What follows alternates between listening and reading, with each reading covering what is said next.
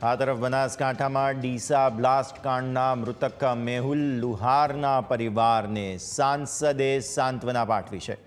ગેનીબેન ઠાકોરે પરિવારને સાંત્વના આપી છે। મધ્યપ્રદેશના 20 લોકોના મોત થયા, જે ખૂબ જ દુઃખદ અને ગંભીર ઘટના છે તેવું ગેનીબેને નિવેદન આપ્યું।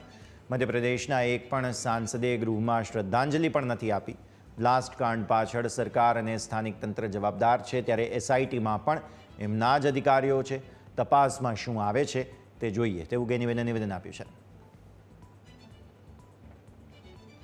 ગુજરાતની અંદર અનેક આવી ઘટનાઓ બની છે વહીવટી તંત્રની બેદરકારી, વહીવટી તંત્રની મિલીભગતના કારણે।